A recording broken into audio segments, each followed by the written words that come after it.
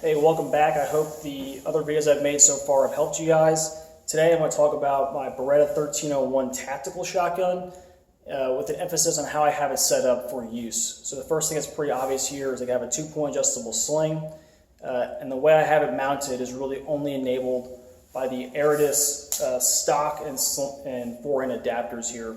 So working from the rear to the front, this is actually a Magpul stock that is for a different shotgun, but it's enabled by the Aridus adapter, and that lets me put this QD mount in the rear of the shotgun. So a lot more flexible than just having to mount it to the loop here like you would traditionally, because you can't remove the sling easily, and there's no real good way to mount a sling to the factory 1301 stock.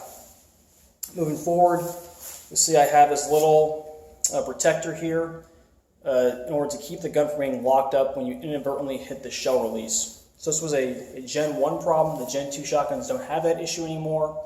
Aridus also makes a piece that negates that problem.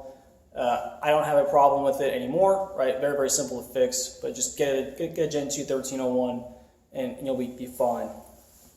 I have the co-witness ready optic mount from Aridus Industries, and this is for the aim point platform.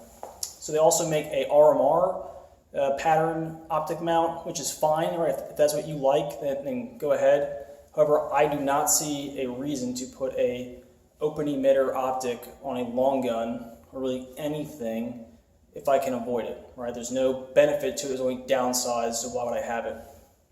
What I've done with this one is I'm using a aim point H1, which has no night vision setting, because this is not a night vision gun, and I've taken off the rear sight. So because they have like an absolute co-witness through the optic, frankly it's pretty cluttered and I don't like it. What it also ends up having me do is kind of look through the top of the lens to kind of avoid the rear sight, which is inducing like a little bit of parallax, right? I'm not getting the dot centered, I'm trying to avoid the rear sight, so I just took it off entirely. What I've also done is taken the front sight, which used to have a little white dot. I just blacked that out with some paint. So right now the sight picture through this looks just like an aim point and a fixed front sight M4. So pretty conventional, familiar sight picture for you guys out there. On the opposite side here, I just have one of these Velcro shell caddies, right? It holds 5 shells, which is fine. You get 7 in the gun, plus 1 in the chamber, of course. And this is pretty good for whatever you want to carry. I'm not going to talk too much about ammunition options today, but you can pretty much carry a good load on the gun, which is one of the upsides of this setup as a home defense option, because everything is mounted to the weapon system, which is probably what you're going to grab. You're not going to get your whole belt, plate carrier, whatever it is. You're going to grab one thing. So now I have a weapon with spare ammo, with light, with optic, all set up in one pretty light, pretty easy to stow package. Moving to the front, you see I have my extended tube, which gets me 7 shells in the gun, which is pretty good. And there's no clamp.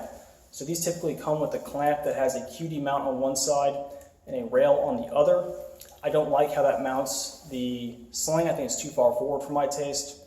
And it's really fine for the light, but why are we mounting things to the barrel if we can avoid it? So this handguard, again, the adapter is made by Aridus, enables you to mount some things to the handguard rather than the barrel clamp, and also lets me put my sling further back. So we see I have a QD point on this M-lock slot, and then I think you can also get adapters that'll put that sling point back here. So in the future, I'll like to move there as well.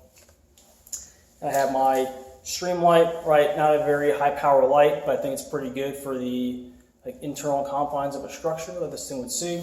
And it's mounted on just a polymer kind of cantilever mount, again M-lock. And then we have our wiring run under the handguard, kind of held in place by this inner tube. And then our pressure pad is mounted with Velcro tape. So this lets me put my hand on the shotgun as I'm shooting, either activate the light or just not be on that pad. It's a pretty good setup, in my opinion. Very, very versatile, very lightweight.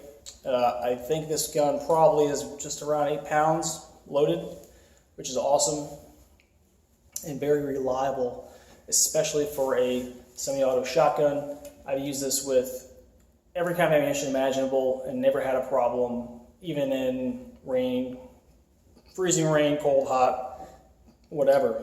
So, let me know what you guys think, any questions you have, and I look forward to your comments. Thanks.